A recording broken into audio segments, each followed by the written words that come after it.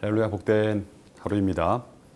매일 성경 본문에 따라 오늘 이사야서 3장 13절부터 4장 6절까지의 말씀을 함께 살펴보도록 하겠습니다. 이사야서 3장의 내용은 이렇게 시작합니다. 3장 1절 말씀입니다. 보라, 주 만군의 여호와께서 예루살렘과 유다가 의뢰하며 의지하는 것을 제하여 버리시되. 지금 여호와께서 이사야 선지자를 통해서 예루살렘과 유다가 의뢰하고 의존하고 있는 것, 그들이 가장 소중하게 생각하는 모든 것들을 제거할 것이다라고 이야기를 하면서 3장이 시작됩니다. 그렇다면 그들이 하나님보다 더 큰 가치로 의뢰하고 신뢰했던 것은 무엇입니까? 양식과 물, 생필품과 관련된 필수적인 것들이에요. 사람이 살아감에 있어서 없어서는 안 되는 것들입니다. 생존에 반드시 필요한 것들입니다. 이런 것들을 하나님보다 더 큰 것으로, 하나님보다 더 필요한 것으로 여겼다라고 성경은 이야기하고 있습니다. 의식주와 관련된 것이죠. 그리고 자신의 소유와 재산, 자신이 축적해놓은 것들을 안전하게 지켜낼 수 있는 자기 방어와 관련된 요소들입니다. 그리고 자신들의 힘과 권력을 자손 대대로 유지할 수 있는 어떤 정치적인 요소들, 마지막으로 자신들의 미래를 점치는 그런 것들이죠. 정리해보면 이렇습니다. 그들은 먹고 마시는 것들, 이 현실적인 문제를 해결할 수 있는 어떤 경제력, 그리고 스스로 방어할 수 있는 힘과 능력, 상당한 권력과 영향력을 가진 인간관계를 유지하는 힘, 그리고 불안한 미래를 담보할 수 있는 어떤 지혜와 신탁을 하나님보다 더 큰 가치와 필요로 생각했습니다. 가만히 생각해 보면 오늘날 우리가 의지하고 의존하는 것들과 크게 다르지 않음을 볼 수 있습니다. 여전히 하나님의 소유된 백성임에도 불구하고 그분을 왕으로 모시고 하나님의 통치와 그분의 다스림에 전적으로 순종하며 굴복하는 그런 방식으로 살아가는 하나님 백성임에도 불구하고 하나님보다 다른 것을 우리의 중심에 두고 하나님을 업신여기는 모습, 바로 이러한 모습이, 이러한 불신앙의 모습이 오늘 저와 여러분의 모습은 아닌지 한번 점검하고 살피는 시간들 되었으면 좋겠습니다. 이처럼 하나님보다 다른 힘과 세력을 더 큰 것으로 생각하며 의지하는 그런 유다와 예루살렘을 향해서 하나님께서 어떤 말씀을 선포하십니까? 3장 8절 말씀에 분명하게 이렇게 기록합니다. 예루살렘이 멸망하였고 유다가 엎드려졌음은 그들의 언어와 행위가 여호와를 거역하여 그의 영광의 눈을 범하였음이라. 지금 예루살렘과 유다가 곧 직면하게 될 현실은 무엇입니까? 바로 멸망과 엎드러짐이다 라고 성경은 이야기하고 있습니다. 이러한 지금 예루살렘과 유다를 향한 하나님의 그 심판의 메시지, 하나님의 반응은 어떠한지 그러한 모습으로 오늘 3장 13절이 이야기를 하고 있습니다. 오늘 본문의 시작은 이렇게 기록되어 있습니다. 여호와께서 변론하여 일어나셔서 백성들을 심판하려고 서시도다. 변론하기 위해서, 재판하기 위해서 자리에서 일어나셔서 그리고 또 하나님의 백성들을 심판하기 위해서, 징계하기 위해서 쓰셨다. 자리에서 섰다라고 기록하고 있습니다. 하나님께서 자기 백성들을 심판하기 위해서 일어나셨다라는 이 표현은 매우 적극적인 표현입니다.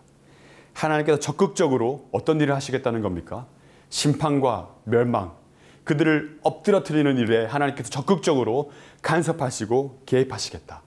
심판에 대한 강력한 의지를 보여주고 있는 것이죠.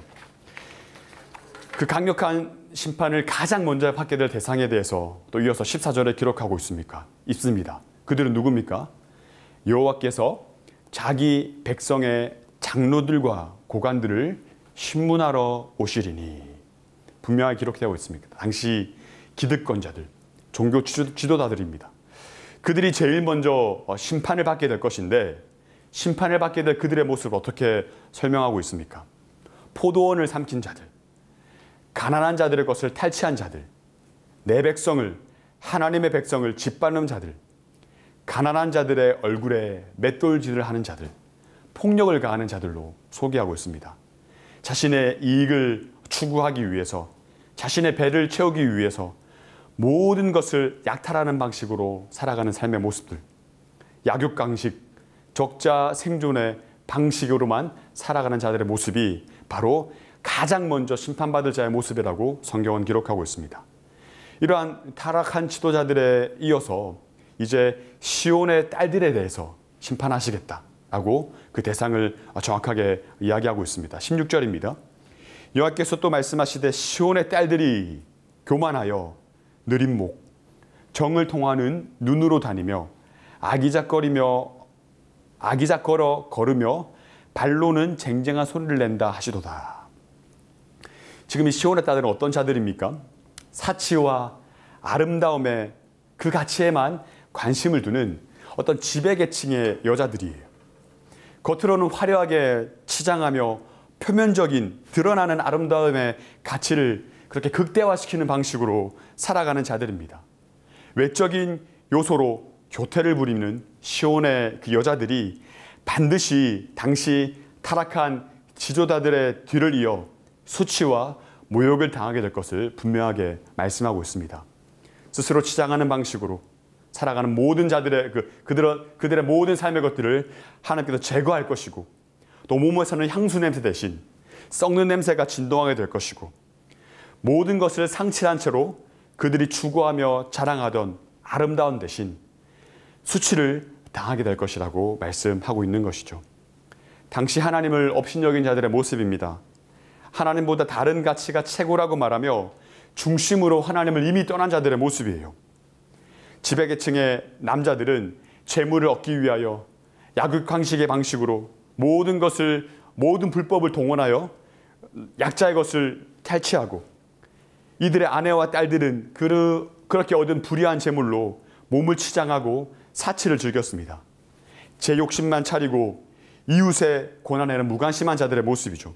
혹 이러한 모습이 오늘 예수를 믿는 우리의 모습은 아닌지 한번 돌아보았으면 좋겠습니다.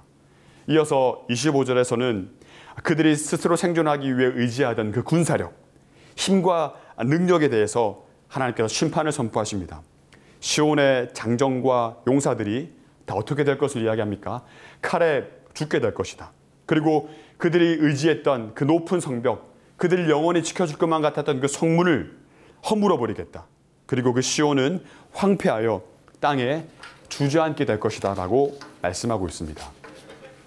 전쟁으로 인해 이제 모든 남자들은 죽게 될 것이고, 이제 생존한 남자들이 없기 때문에 이런 표현을 쓰고 있습니다. 7 여자의 의식주를 스스로 해결하게 하는 조건으로 7 여자들이 한 남자에게 매달리는 현상들을 너희가 경험하게 될 것이다 라고 이야기하고 있습니다.